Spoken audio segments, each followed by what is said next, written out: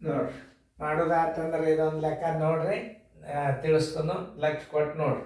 ಮೊದಲು ಆಫ್ ಕ್ರಿಯೆ ಮಾಡಬೇಕು. ಮೊದಲು ಆಫ್ ಕ್ರಿಯೆ ಮಾಡ್ಕೊಂಡು ಲೆಕ್ಕ ಮಾಡಿರಿ. ಅದು ಯಾಕೆ ಮುಂದೆ ಭಾಗಾಕಾರ ಅದ, ನೀವು ಪಟ್ನ ಭಾಗಾಕಾರ ಮಾಡಿಗಿಡ್ರಿ ಅಂತ ತಿಳ್ಕೊಂಡು ಅಡ್ವಾನ್ಸ್ ಹಾಕಿನೂ ಚೆನ್ನಾಗಿ ಬಿಡಿಸೋದಾತಂದ್ರೆ ವಿಡಿಯೋ ಕಡೆ ನೋಡ್ರಿ, ಲಕ್ಷ ಕೊಟ್ಟು ನೋಡ್ರಿ. ನಾ ತಿಳಿಸ್ತಾನು ಲಕ್ಷ ಕೊಟ್ಟು ನೋಡ್ರಿ. ಆಫ್ ಮೊದಲು ಬಿಡಿಸ್ಕೊಡ್ರಿ. 5/7 ಆಫ್ 63/25. 7 ಒಂದಲೆ 7 9 63, 5 ಒಂದಲೆ 5 5 ಬರೋಬ್ಬರಿ. ಇದರ ಉತ್ತರ ಎಷ್ಟು ಬಂತು? 9/5 ಬಂತು. ಇದನ್ನು ಭಾಗಾಕಾರ ಮುಂದೆ ಹಚ್ಕೋರಿ. 2 3 ಪ್ಲಸ್ 4 5 ಭಾಗಿಲೆ 9/5 ಭಾಗಾಕಾರ ಕ್ರಿಯೆ ಮಾಡಿಕೊಡ್ರಿ.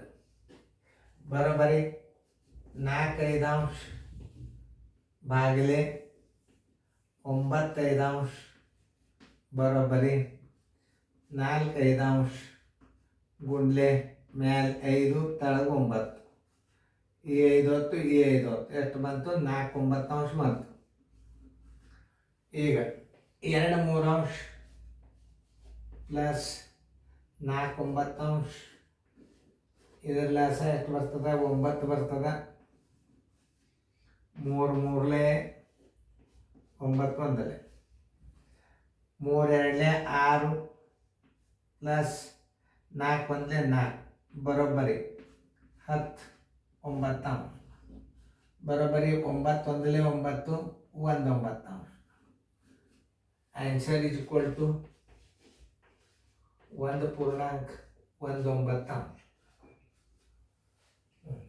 ಉತ್ತರ ಬಂದಿತ್ತ ಕರೆಕ್ಟ್ ಹಾಕ್ಕೊಡಿ. ಈಗ ದಶಮಾಂಶ ಬರ್ತಾವ, ಮುಂದೆ ಚೇಂಜ್ ಆಗ್ತದೆ ಅನ್ನೋ ನಂಬರ ಪರ್ಫೆಕ್ಟ್ ಆಗಿರ್ಬೇಕು. ಭಾಗಾಕಾರ ಕ್ರಿಯೆಯನ್ನು ಮೊದಲು ಬಿಡಿಸ್ಬೇಕು, ಅದನ್ನು ತಿಳ್ಕೊಳ್ಳಿ. 3 4 ಭಾಗಿಲೆ 3 8 ಬರೋಬ್ಬರಿ 3 4 ಗುಂಡ್ಲೆ ಮ್ಯಾಲೆ 8 ತಳಗ 3. ಈ 3 ಹೊತ್ತು ಈ 3 ಹೊತ್ತು 4 ಒಂದಲೆ 4 2 ಬರೋಬ್ಬರಿ. ಇದ್ರ ಉತ್ತರ ಎಷ್ಟು ಬಂತು? 2 ಬಂತು. ಬರೋಬ್ಬರಿ 1 3 ಮೈನಸ್ 1 2 ಪ್ಲಸ್ 4 5 ಗುಂಡ್ಲೆ 2/1. ಯಾವ ಕ್ರಿಯೆ ಮೊದಲ? ಗುಣಾಕಾರ ಕ್ರಿಯೆ. ನೋಡಿ 4 5 ಗುಂಡ್ಲೆ 2 1 ಬರೋಬ್ಬರಿ 4 2 8 8 5. ನೋಡಿ ಕರೆಕ್ಟ್ ಅದಲ್ಲ, ತಪ್ಪಬಾರ್ದು. 3 4 3 4 ಗುಂಡ್ಲೆ ಮ್ಯಾಲೆ 8 ಆಯ್ತು, ತಳಗ 3 ಆಯಿತು, 3 ಹೋಯ್ತು, 4 2 ಬಂತು, 1 3 1 2 ಪ್ಲಸ್ 4 5 4 5 ಗುಂಡೆ 2 4 2 8 5 ಆಯ್ತು. ಓಕೆ, ಹಚ್ಕೋರಿ. 1 3 ಮೈನಸ್ 1 2 ಪ್ಲಸ್ ಎಷ್ಟು ಬಂದದ್ದು? ಇದರದು 8 5. ನೋಡಿ 3 2 6 6 ಇಲ್ಲಿ ಮೊತ್ತ. ಇದನ್ನು ಲಸ ತಕ್ಕೊತ್ ಕೂಡಬಾರ್ದು. ಯಾಕೆ ಹೇಳ್ರಿ? 3 ಏನವ ಅವಿಭಾಜ್ಯ ಸಂಖ್ಯೆಗಳವ. ಇದು ಅವಿಭಾಜ್ಯ ಸಂಖ್ಯೆ, ಇದು ಅವಿಭಾಜ್ಯ ಸಂಖ್ಯೆ. ಇದು 3 2 6 6 ಇಲ್ಲಿ 30 ಇದರದ್ದು ಲಸ. ಹಿಂಗೆಲ್ಲ ಲೆಕ್ಕಗಳನ್ನು ತಿಳ್ಕೊಬೇಕು. ಲಸ ತಕ್ಕೊತ್ ಕೂಡಬಾರ್ದು. 3 10 30, 2 15, ಆಮೇಲೆ 5 6, 10 1 10 ಮೈನಸ್ 15 1 15 ಪ್ಲಸ್ 6 8 48. ನೋಡ್ರಿ 10 48 ಕೂಡಿಸ್ಕೋಬೇಕು. 10 ಪ್ಲಸ್ 48 ಮೈನಸ್ 15 ಡಿವೈಡೆಡ್ ಬೈ 30 ಪದ್ಧತಿ.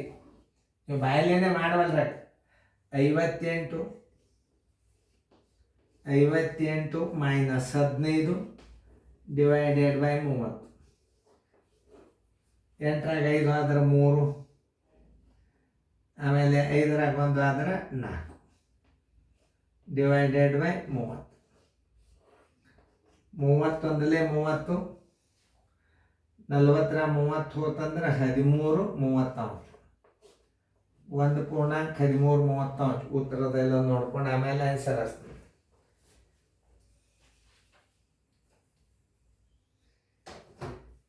ಹಾಂ 1 ಪೂರ್ಣಾಂಕ 13 30 ಉತ್ತರ ಕರೆಕ್ಟ್ ಹಾಕೊಳ್ರಿ. ಕರೆಕ್ಟ್ ಅದ. ಆನ್ಸರ್ ಈಸ್ ಈಕ್ವಲ್ ಟು 1 ಪೂರ್ಣಾಂಕ 13 30. ನೋಡ್ರಿ, ಈಗ ಭಿನ್ನ ರಾಶಿ ಇಷ್ಟು ಲೆಕ್ಕ ನೀವು ಕಲ್ತ್ರಿ ಅಂದ್ರೆ ನೀವು ಭಾಳ ಪರ್ಫೆಕ್ಟ್ ಆಗ್ತೀರಿ. ಮುಂದಿನ ಗಣಿತಗಳನ್ನು ಮಾಡಬೇಕು ನೀವು ಚಂದಂಗ. ಇನ್ನು ಮುಂದೆ ಇನ್ನು ಆವರಣಗಳು ಬರ್ತಾವೆ, ಆವರಣದ ನಿಯಮಗಳನ್ನು ಬರೆಸ್ತೀನಿ. ಅದನ್ನು ನೀವು ಕಲ್ತ್ರಿ ಅಂತಂದ್ರೆ ಮುಂದೆ ನಿಮ್ಮ ಸರಳೀಕರಣ ಭಾಗ ಯಾರೂ ಕೈ ಹಿಡಿಯಂಗಿಲ್ಲ. ನೋಡ್ರಿ, ಚಂದಾಗಿ ತಿಳ್ಕೊರಿ ಗಣಿತಗಳನ್ನು.